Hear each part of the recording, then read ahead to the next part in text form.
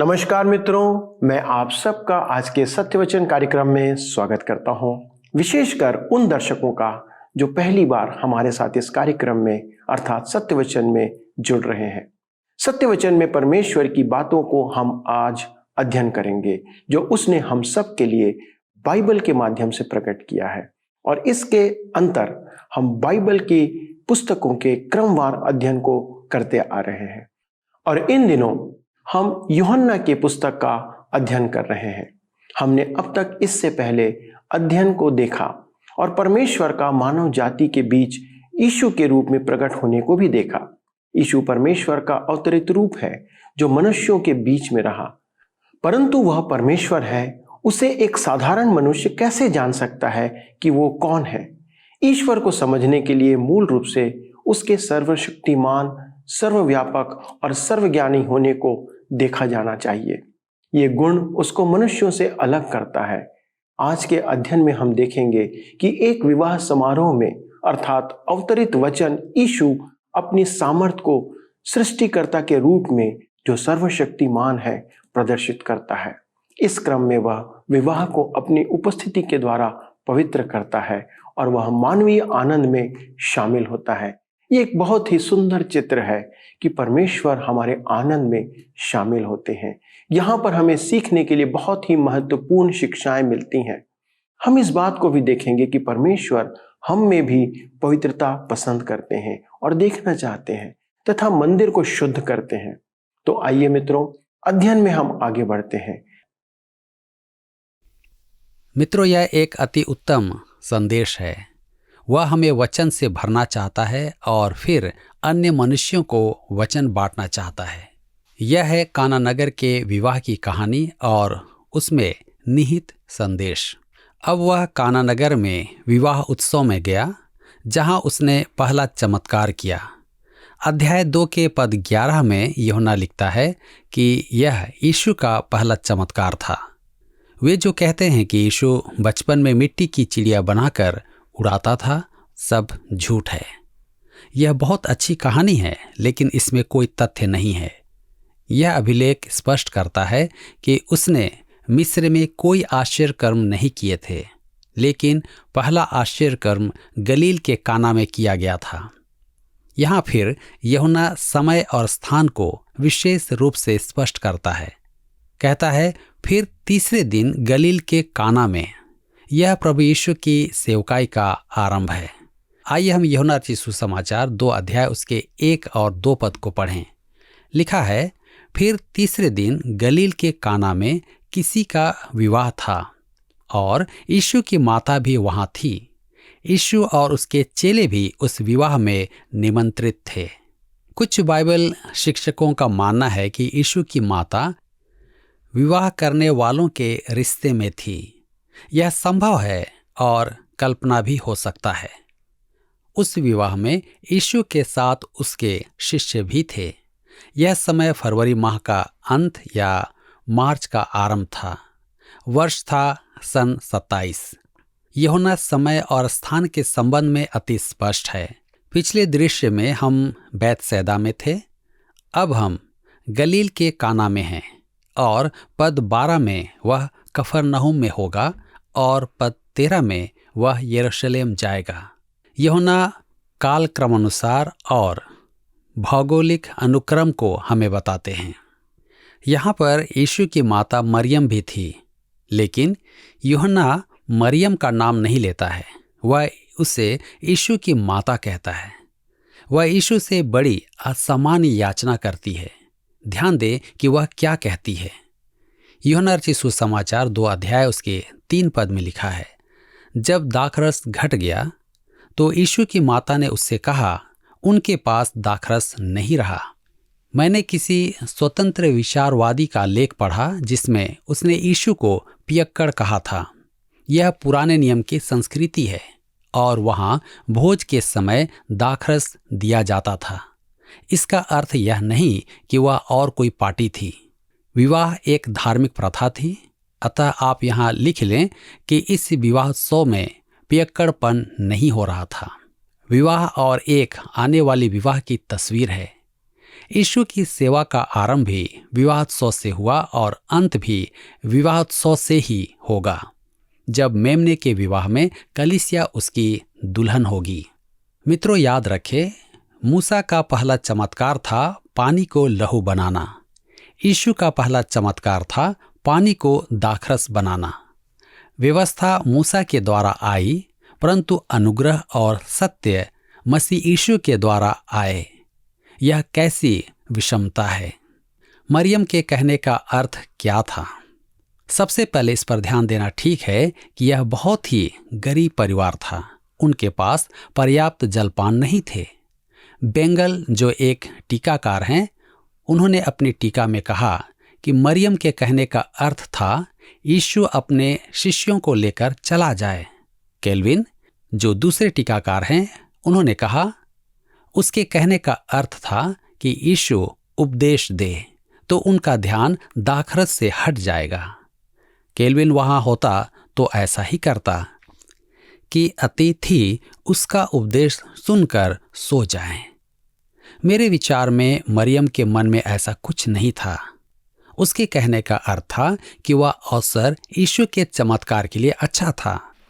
हम लूका रचित सुसमाचार 1 अध्याय उसके 34 पद में देखते हैं, मरियम ने स्वर्गदूत से कहा, यह कैसे होगा, मैं तो पुरुष को जानती ही नहीं।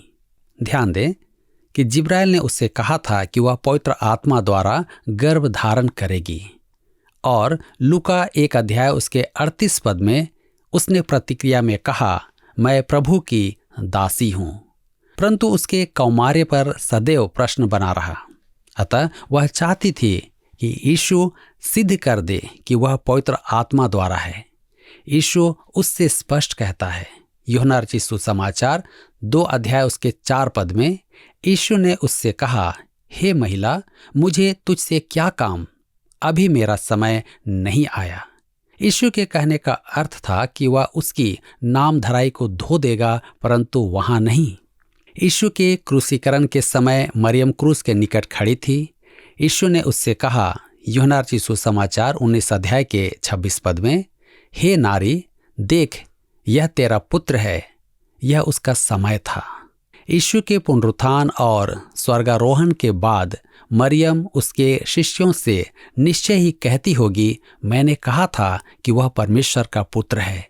रोमियो की कलीसिया को पौलुस ने लिखा 1 अध्याय उसके 4 पद में, और पवित्रता की आत्मा के भाव से मरे हुओं में से जी उठने के कारण सामर्थ्य के साथ परमेश्वर का पुत्र ठहरा है। उसकी सत्यता को सिद्ध करने के लिए यीशु का मृतकों में से जी उठना आवश्यक था। अतः अभी उसका समय नहीं आया था। उसका कुंवारी से जन्म लेना बड़े दिन द्वारा सिद्ध नहीं होता है।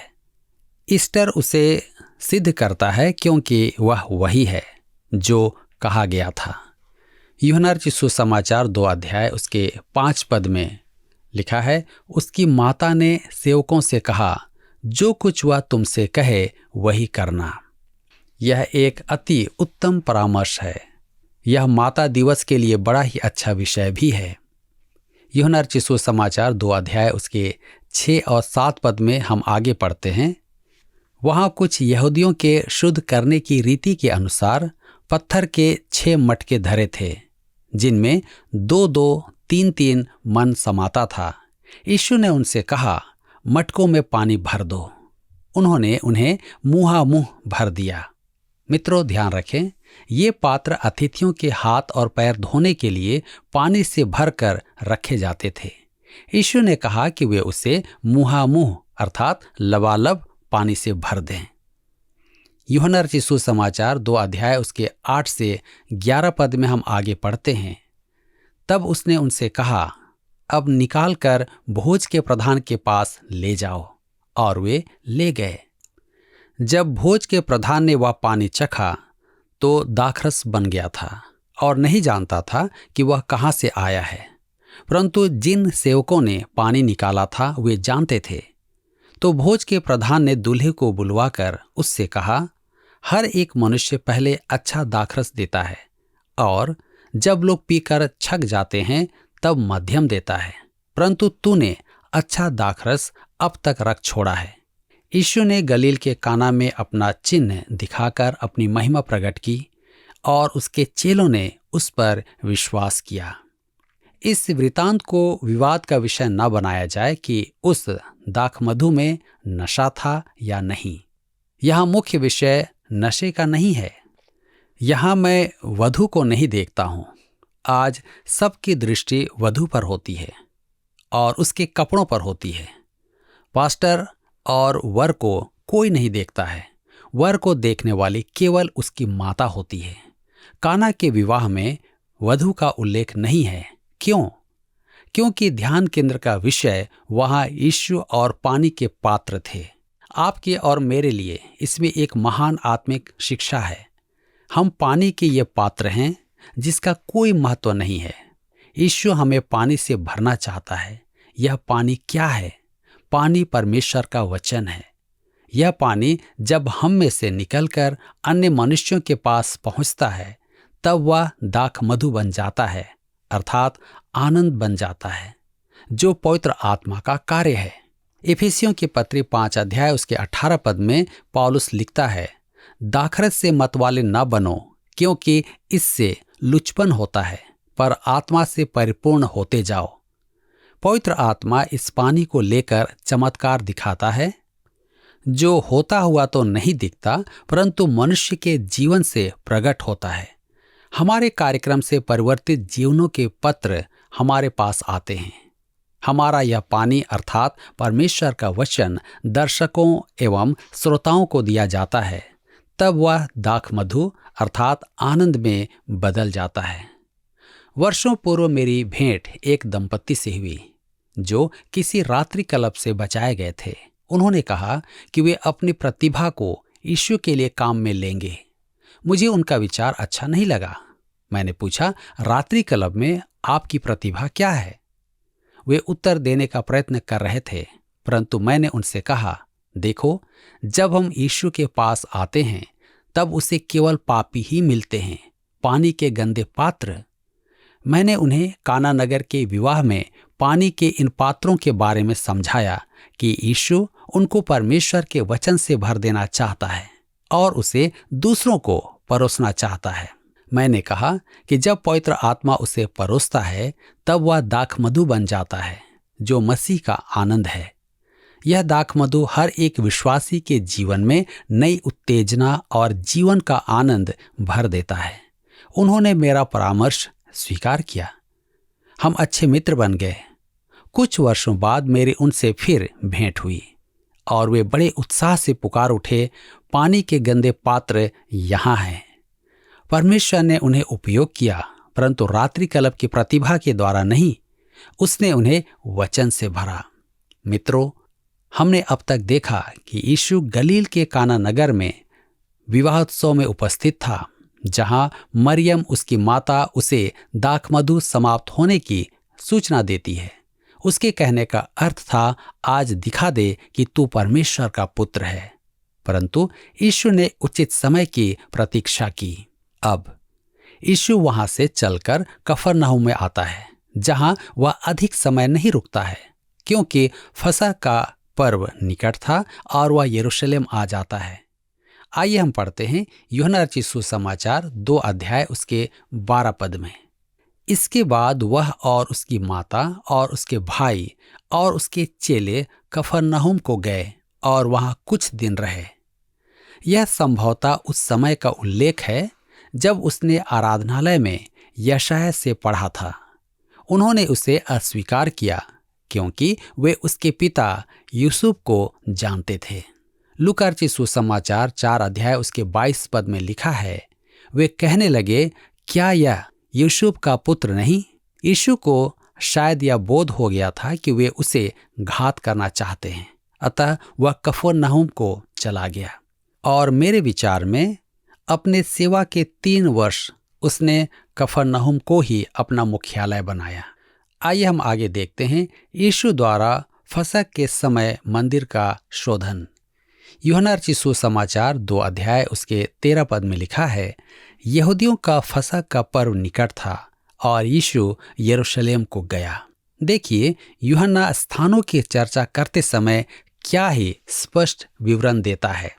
यहाँ ध्यान दें कि यूहन्ना लिखता है यहूदियों का फसह, जबकि निर्गमन की पुस्तक 12 अध्याय उसके 27 पद में लिखा है उसके फसह अब यह स्मृति नाम मात्र की रह गई थी, केवल प्रथागत थी। वैसे भी फसह जिसकी चर्चा करता था वह आ गया था। पौलुस कुरिन्थ की कलीसिया को अपने पहले पत्र में लिखता है 5 अध्याय के 7 पद में, क्योंकि हमारा भी फसह जो मसीह है बलिदान हुआ। यह समय लगभग उसकी सेवा आरंभ करने के 1 वर्ष बाद का है। यहूदियों के लिए अनिवार्य था कि हर एक पुरुष वर्ष में 3 बार यरूशलेम जाएगा, फसह के पर्व पर, पेंतीकोस्त के समय और झोपड़ियों के पर्व पर। यह फसह लगभग अप्रैल 14 को आया था। देखिए, यूहन्ना समय और स्थान का उल्लेख करने से नहीं चूकता है। यहाँ वह मंदिर का शोधन करता है। उसने 2 बार ऐसा किया था, अपनी सेवा के आरंभ में और अंत में। यूहन्ना रचित सुसमाचार 2 अध्याय के 14 पद में लिखा है उसने मंदिर में बैल, भेड़ और कबूतर के बेचने वालों और सर्राफों को बैठे हुए पाया। उनके नियमानुसार मंदिर में सरकारी मुद्रा स्वीकार नहीं थी। उन्हें मंदिर की मुद्रा से ही दान देना होता था और बलि के पशु एवं परिंदे मोल लेने होते थे।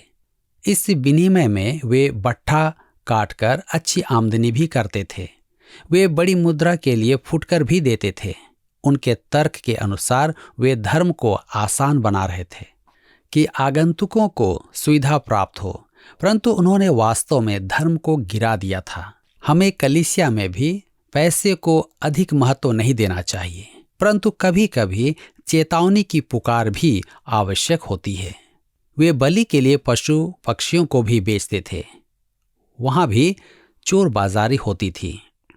सस्ता जानवर महंगा बिकता था। यह एक धार्मिक ठग व्यापार था। ऐसी समस्या आज भी हमें देखने को मिलती है। यूहन्ना रचित सुसमाचार 2 अध्याय उसके 15 से 17 पद में हम आगे पढ़ते हैं। तब उसने रस्सियों का कोड़ा बनाकर सब भेड़ों और बैलों को मंदिर से निकाल दिया और सर्राफों के पैसे बिखेर दिए और पीढ़ों को उलट दिया और कबूतर बेचने वालों से कहा, इन्हें यहाँ से ले जाओ, मेरे पिता के घर को व्यापार का घर मत बनाओ। तब उसके चेलों को स्मरण आया कि लिखा है, तेरे घर की धुन मुझे खा जाएगी। मित्रों, मैं आपको बता देना चाहता हूं कि यीशु एक बलवान मनुष्य था। मुझे यीशु के चित्र स्वीकार नहीं होते क्योंकि वे यीशु को दुबला पतला दिखाते हैं। चित्रकारों ने यीशु को ठीक से नहीं समझा। शिष्यों को यह देख भजन संहिता 69 का पद 9 याद आया, क्योंकि मैं तेरे भवन की धुन में जलते जलते भस्म हुआ और जो निंदा वे तेरी करते हैं वही निंदा मुझको सहनी पड़ी। नए नियम में यह भजन 17 बार आया है। यह भजन नए नियम में संदर्भित 6 भजनों में से एक है। यूहन्ना में यह 15 अध्याय उसके 25 पद में है। यह इसलिए हुआ कि वह वचन पूरा हो जो उनकी व्यवस्था में लिखा है, उन्होंने मुझसे व्यर्थ बैर किया। और 19 अध्याय उसके 28 और 29 पद में।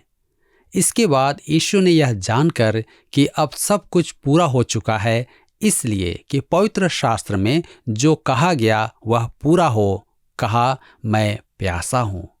वहां सिरके से भरा हुआ एक बर्तन रखा था, अतः उन्होंने सिरके में भिगोए हुए स्पंज को जूफे पर रखकर उसके मुंह से लगाया।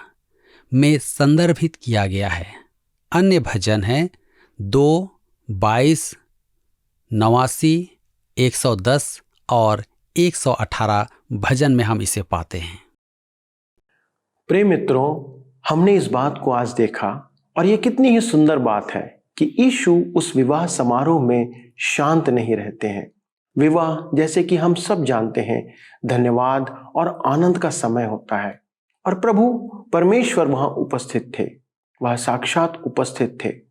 वास्तव में एक बात मैं आपसे कहना चाहता हूं, वो प्रथम बात जो प्रभु ने किया वह यह थी कि वह एक विवाह को पवित्र करता है, जहां एक युवा जोड़ा एक बंधन में बंधने जा रहा था। वह वहां था और आशीष दे रहा था और आनंदित था, जो कि हर एक उपस्थित जन का हिस्सा था। ये एक सुंदर बात है कि प्रभु की उपस्थिति वहां होती है जहां पर लोग विवाह में एक होते हैं और वह उस विवाह को अपनी उपस्थिति के द्वारा पवित्र करता है। ये बड़े आनंद का विषय है। दूसरी तरफ हमने देखा कि वह मंदिर की अपवित्रता से प्रसन्न नहीं होता है और मंदिर को शुद्ध करता है। मेरे प्रियो, हमें इस बात को भी स्मरण रखना है कि हम परमेश्वर के मंदिर हैं। आपका शरीर परमेश्वर का मंदिर है और परमेश्वर का पवित्र आत्मा मुझ में और आप में वास करता है यदि आपने प्रभु यीशु मसीह को ग्रहण किया है। यदि हम परमेश्वर के मंदिर को नाश करेंगे तो वह हमें नाश करेगा। इसलिए हम अपने इस देह रूपी मंदिर को पवित्र बनाए रखें। परमेश्वर ने आपको और हमको इसलिए बनाया है कि हम उसकी महिमा करें। हम अनुचित कार्यों को करके अपने ही विद्रोही बन सकते हैं क्या? क्या आप अपने आप को नाश करना चाहेंगे? मैं जानता हूं कि आपका उत्तर है नहीं। तो आइए, जब हम इस बात को समझ सकते हैं और समझ चुके हैं तो परमेश्वर की महिमा के लिए अपना जीवन जिए, अपने जीवन को हम आशीषमय बनाएं और इसके लिए हमें परमेश्वर के वचनों के प्रति आज्ञाकारिता होनी चाहिए। आइए हम प्रार्थना के द्वारा समर्पण करें। हमारे स्वर्गीय पिता, हम धन्यवाद देते हैं कि आपने मंदिर को शुद्ध किया, क्योंकि आप उसमें शुद्धता देखना चाहते हैं। आप विवाह में शामिल हुए क्योंकि आप उस सहभागिता के आनंद में शामिल होना चाहते हैं। प्रभु, हमारी विनती है, हमारे दैनिक जीवन के आनंद में आप शामिल हो और हमारे जीवनों को आनंदित करें।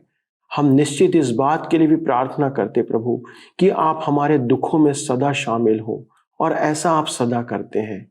पिता, हम आपसे विनती करते हैं, यदि हमारे जीवन में, हमारे दर्शकों के जीवन में ऐसी कोई बात है जो कि अशुद्धता का कारण है और आज आपने अपने वचन के अध्ययन के दौरान उन्हें इसे बताया है, तो अनुग्रह करें पिता कि वे उस अशुद्धता को अपने जीवन से दूर करें। वैसे कोई आदत क्यों ना हो, ऐसी कोई बात क्यों ना हो प्रभु, जिसके द्वारा से हम अपने इस पवित्र आत्मा के देह को अशुद्ध कर रहे हैं, तो हमें क्षमा करें पिता, हमारी सहायता करें। हमारे दर्शकों के साथ मिलकर आपसे ये विनती करते हैं पिता, अपने पवित्र आत्मा के द्वारा ऐसा करने की सामर्थ्य हमें प्रदान करें। हमारे प्रभु यीशु मसीह के द्वारा इस विनती को मांगते हैं, आमीन। अगले कार्यक्रम में मित्रों एक बार फिर से आपसे मुलाकात होगी। आप निरंतर हमारे साथ बने रहें और हाँ, हमें मिस कॉल करना ना भूलें। धन्यवाद। प्रभु आपको आशीष दे।